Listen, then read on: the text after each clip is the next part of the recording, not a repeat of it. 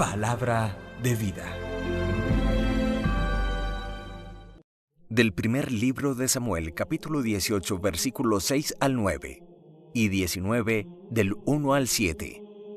En aquellos días, cuando David volvía de matar al filisteo, salieron las mujeres de todas las ciudades de Israel al encuentro del rey Saúl para cantar danzando con tambores, gritos de alborozo y címbalos. Las mujeres cantaban y repetían al bailar: Saúl mató a 1000, David a 10,000. A Saúl lo enojó mucho aquella copla y le pareció mal, pues pensaba: han asignado 10,000 a David y 1000 a mí. No le falta más que la realeza. Desde aquel día, Saúl vio con malos ojos a David. Saúl manifestó a su hijo Jonatán y a sus servidores la intención de matar a David. Jonatán, hijo de Saúl, amaba mucho a David y le advirtió: mi padre busca el modo de matarte. Mañana toma precauciones, quédate en lugar secreto y permanece allí oculto. Yo saldré y me colocaré al lado de mi padre en el campo donde te encuentres. Le hablaré de ti, veré lo que hay y te lo comunicaré. Jonatán habló bien de David a su padre Saúl. Le dijo: no haga daño el rey a su siervo David, pues él no te ha hecho mal alguno y su conducta ha sido muy favorable hacia ti. Expuso su vida, mató al filisteo y el Señor concedió una gran victoria a todo Israel. Entonces te alegraste al verlo. ¿Por qué hacerte culpable de sangre inocente matando a David sin motivo? Saúl escuchó lo que le decía a Jonatán y juró: por vida del Señor no morirá. Jonatán llamó a David y le contó toda aquella conversación. Le trajo junto a Saúl y siguió a su servicio como antes. Palabra de Dios. Te alabamos, Señor. Salmo 56. En Dios confío y no temo. Misericordia, Dios mío, que me hostigan, me atacan y me acosan todo el día. Todo el día me hostigan mis enemigos, me atacan en masa, oh Altísimo. En Dios confío y no temo. Anota en tu libro mi vida errante, recoge mis lágrimas en tu odre. Dios mío, mis fatigas en tu libro, que retrocedan mis enemigos cuando te invoco. En Dios confío y no temo. Así sabré que eres mi Dios, en Dios cuya promesa alabo, en el Señor cuya promesa alabo. En Dios confío y no temo. En Dios confío y no temo. ¿Qué podrá hacerme un hombre? Te debo, Dios mío, los votos que hice, los cumpliré con acción de gracias. En Dios confío y no temo. Del Santo Evangelio según San Marcos, capítulo 3, versículos 7 al 12. En aquel tiempo Jesús se retiró con sus discípulos a la orilla del mar, y lo siguió una gran muchedumbre de Galilea. Al enterarse de las cosas que hacía, acudía mucha gente de Judea, Jerusalén, Idumea, Transjordania y cercanías de Tiro y Sidón. Encargó a sus discípulos que le tuvieran preparada una barca, no lo fuera a estrujar el gentío. Como había curado a muchos, todos los que sufrían de algo se le echaban encima para tocarlo. Los espíritus inmundos, cuando lo veían, se postraban ante él y gritaban: «Tú eres el Hijo de Dios». Pero él les prohibía severamente que lo dieran a conocer. Palabra del Señor. Gloria a ti, Señor Jesús.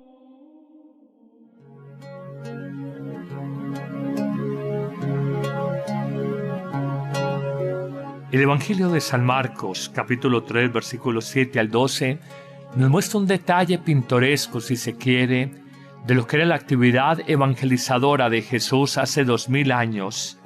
Nos muestra cómo era un hombre demasiado popular, muy querido por las personas y reconocido definitivamente como un profeta capaz de anunciar con autoridad un mensaje distinto, pero sobre todo capaz de respaldar esas palabras con acciones de sanación y de curación. Nos dice la primera parte del Evangelio que hoy meditamos, cómo Jesús se retira con sus discípulos a la orilla del lago de Galilea y los sigue una inmensa muchedumbre. Detalla las regiones de Judea, de Jerusalén, de Idumea, de Transjordania, de las cercanías de Tiro y de Sidón. Pero mírenlo el detalle. El ser humano ha sido siempre un sediento de Dios, un sediento de salud física y de salud interior. Y cuando reconocen una persona que efectivamente es imagen de Dios, se van tras ella. Nos dice que la gente literalmente se le echaba encima para tocarlo. Esa hambre espiritual de hace 2000 años, hoy la constata uno de manera silenciosa en muchas personas. Se me da en pensar que detrás de muchas búsquedas espirituales del hombre de hoy, en la nueva era, en religiones orientales, que no necesariamente en el cristianismo, hay una búsqueda eterna, universal e inconsciente de trascendencia, de espiritualidad. Siempre cobran fuerza esa expresión, esas palabras del padre de la iglesia San Agustín cuando afirma: Señor, nos hiciste para ti, y nuestro corazón andará inquieto hasta que no repose, no descanse en ti. Es la gran verdad del ser humano. Somos tan indefensos, somos tan frágiles, tan quebradizos, tan limitados. Permítanme esta expresión, estamos tan enfermitos en el cuerpo y en el alma que literalmente nos queremos echar encima de Jesús para tocarlo. Viene a mi memoria el pasaje evangélico de la hemorroísa, que padecía flujos de sangre desde hacía 12 años y se había gastado su dinero en médicos de la época. Pero ella, en una fe muy bonita, dice: con solo tocar la orla, el borde del manto del profeta Jesús, sé que quedaré sana. Efectivamente, Jesús experimenta que sale como una especie de fuerza sanadora de su ser, porque la fe de la mujer ha sido superior a la misma voluntad de Cristo, casi sin contar con su aquiescencia, sin su consentimiento, la mujer ha sido sanada. Este es el Mesías que anuncia el cristianismo. Este es el hombre del que se habla 2000 años después. Esta es la persona que partió la historia humana antes de él y después de él. Este es el pobre que ha enriquecido a muchos. Este es el obediente a Dios que nos enseña el camino de la libertad desde la obediencia. Este es el casto, el del amor puro, que nos enseña el sentido del auténtico amar a los hombres de nuestro tiempo. Este es el sanador por excelencia, al que la gente se le tiraba literalmente encima para ser curada, para ser sanada. Pero hay un segundo elemento, también si se quiere un poco pintoresco. Nos habla de algunos enfermos que tenían espíritus inmundos, de alguna forma posesiones. Es paradójico y es contradictorio que los llamados hombres buenos de la época de Jesús, los fariseos, los conocedores de la ley de Dios, los escribas, los saduceos también de alguna forma, no reconocieran el profetismo y el señorío, la divinidad que había en la persona de Jesús. Y es paradójico, y es aquí la ironía, como una persona que tiene un espíritu inmundo, poseída por el maligno, es capaz de gritar: aléjate de mí, tú eres el Hijo de Dios. ¿Cómo reconocer a ese Cristo? ¿Cómo descubrir a ese Mesías? ¿Cómo valorar al que es el Hijo de Dios por parte de un poseso? Y aquellos hombres que se sentían buenos no fueron capaces de hacerlo. ¿Qué pasa con los hombres que se llaman de bien?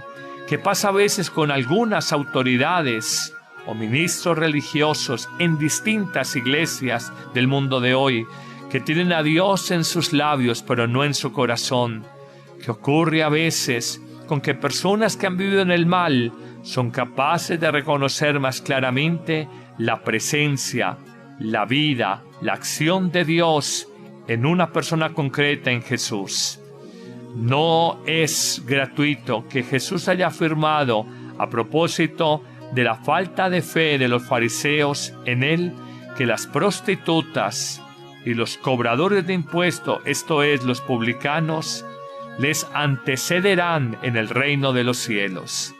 Es una gran verdad que a veces los pecadores, los equivocados, tienen mayor facilidad para reconocer a Jesús como el Hijo de Dios y a reconocer el mensaje cristiano.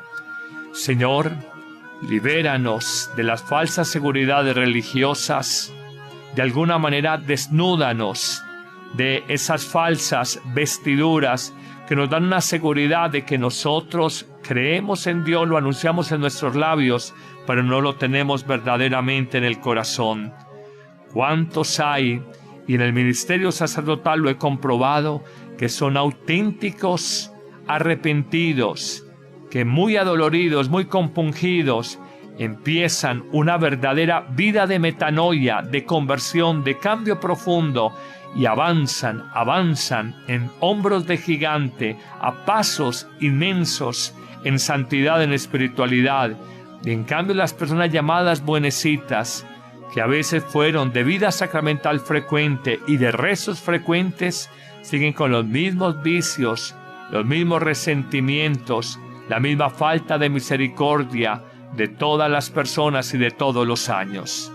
Jesús, gracias por enseñarnos este Evangelio. Señor, quiero abalanzarme sobre ti, quiero echarme espiritualmente sobre ti y decirte: me siento un enfermito, sáname, Señor. Quiero con humildad de corazón, quizás como el endemoniado del Evangelio, decirte: te reconozco, tú eres Dios, tú eres el Señor de la historia, tú eres el Mesías, tú eres el Cristo, o como nos dice el Evangelio de hoy, verdaderamente me postro ante ti, porque tú eres el Hijo de Dios. Amén. Dale clic en me gusta, suscríbete si aún no lo has hecho y selecciona la campanita para recibir las notificaciones de los nuevos videos.